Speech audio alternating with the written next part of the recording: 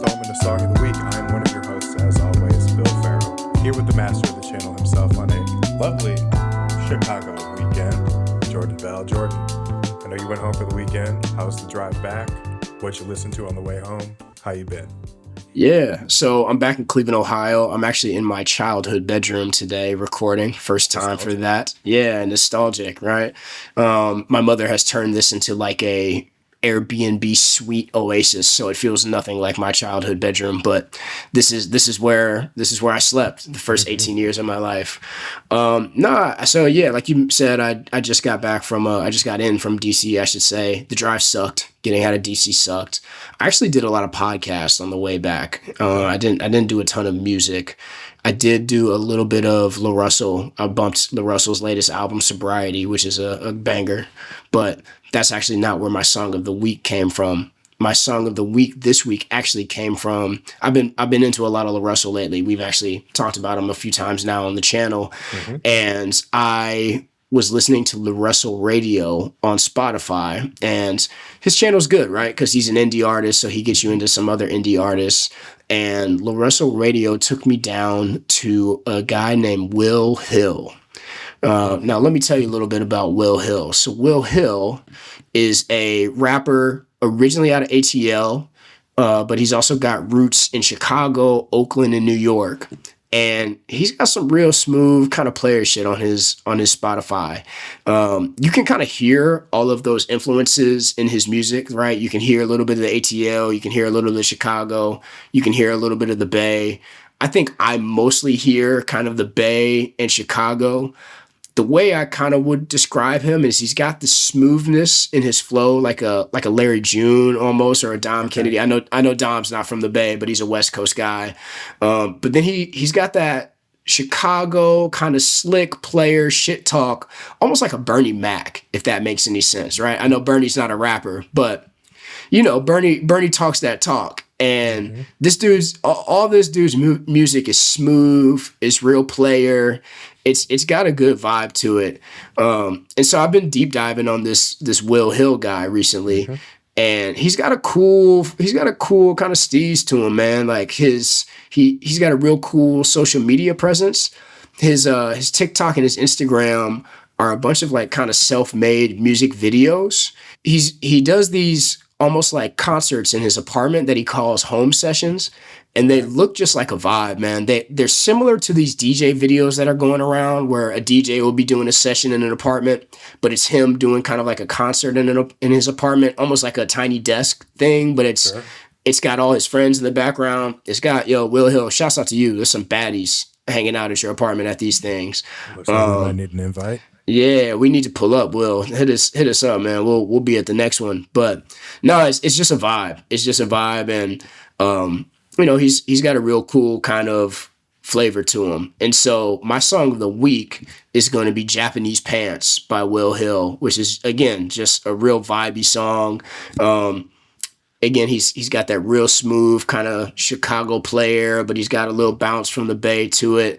And the hook, he's talking about these Japanese style pleated pants that he wears, and it's him and a guy named Pody. I hope I'm getting his name right, but it's a great song, man. So if you haven't checked it out yet, hop on Will Hill's YouTube, Instagram, TikTok. Check out all of his pages.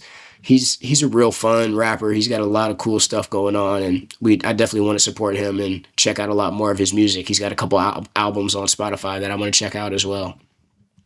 And this is why you come to Good People Content, for the occasional high level, hey, we're going to get nostalgic with 21 Questions by 50 Cent Suit. Yeah. Dog.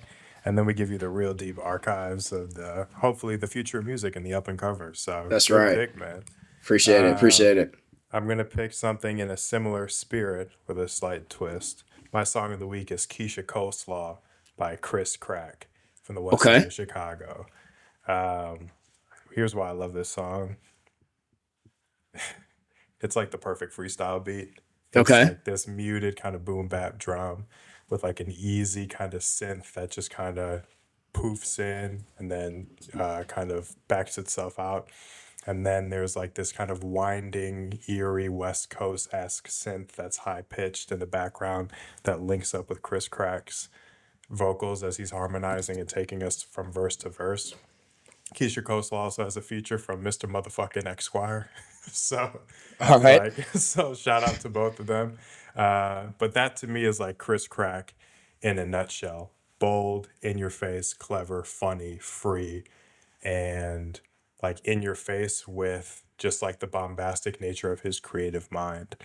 Again, it strikes me as a freestyle beat, like I said earlier, and it kind of feels like they are both freestyling over the song and just decided, hey, this sounds good. We're gonna add it to one of Chris's projects, and so Yeah. it's free, and it also gets me freestyling. Like if I'm in a rut, I'll usually put that song on low and start freestyling to myself if I'm on a run or a walk.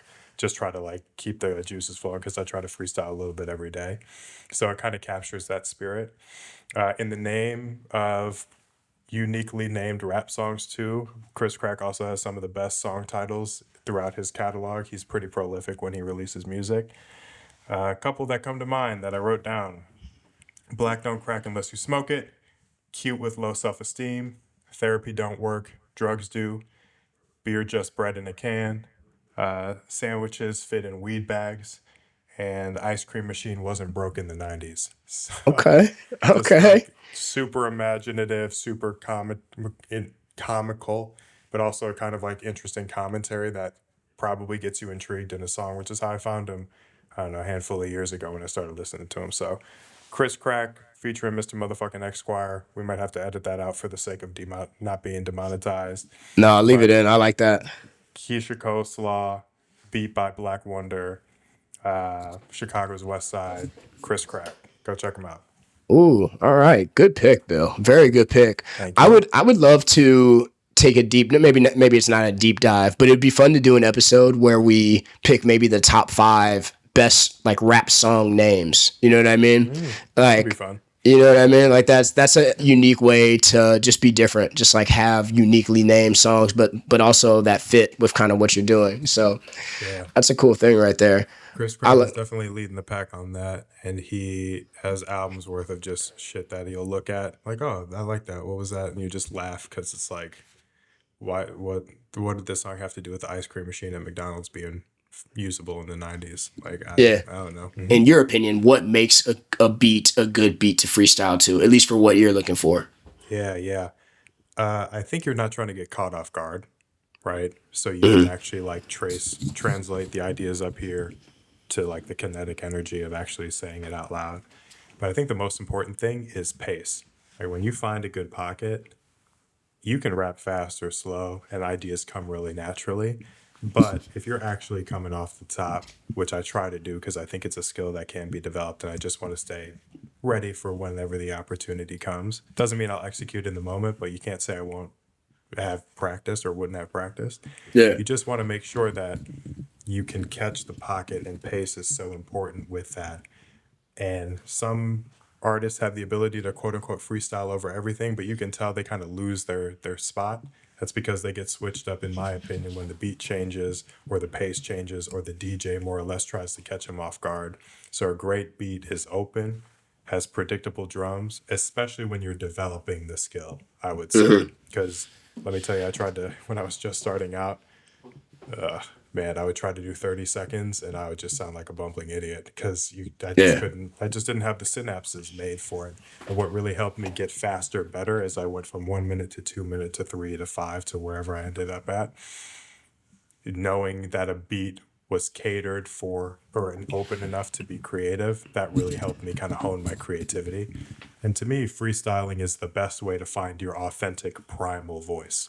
You Yeah. find that, then you can carve out your own sound.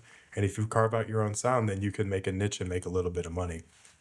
And also just make the music you want to make, which is, in my opinion, the most important thing, even if you never make a nickel off this shit. Because in the 3 EPs I've made, and some life things happen, so I haven't been consistent releasing. I did it because I wanted to during grad school, during day jobs, and, having 9 to 5, still found time to do it, knowing that it might not be a guarantee because I like to do it. And being creative is healthy and being creative is fun. So that's a long winded way of saying make the beat open, make the beat predictable, make the beat familiar enough where you can start shoehorning your ideas in. Yeah. And for everybody watching and listening, man, don't be afraid to be creative, right? Like, I remember freestyling with you guys back in college, and I was not good at it, but it was a fun way to just test my creativity, and it made me think about writing more and things like that, and wordplay. Like, all that stuff is fun. So, yeah, try it out. A little freestyle never hurt anybody.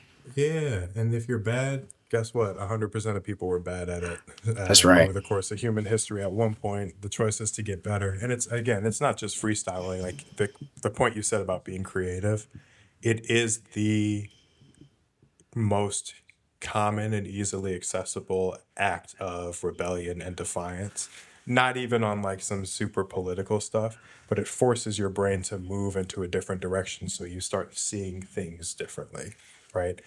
Putting your perspective out in the world and owning that perspective is very healthy, whether it's in painting, pottery, music, short stories, plays, movies, whatever the case. It's all valuable, even if it not might not translate to monetary value. It's good for the spirit too. So for those of you who say I'm not creative, find a way to be creative. For those of you who are super creative, find a way to be consistent with that creativity. Creativity feeds the soul. And Bill, I think on that note, I think we can get out of here. So I am your co-host, Jordan. This is my co-host, Bill. This has been another episode of Song of the Week. We appreciate you guys tuning in. Until next time, we're out of here. Peace.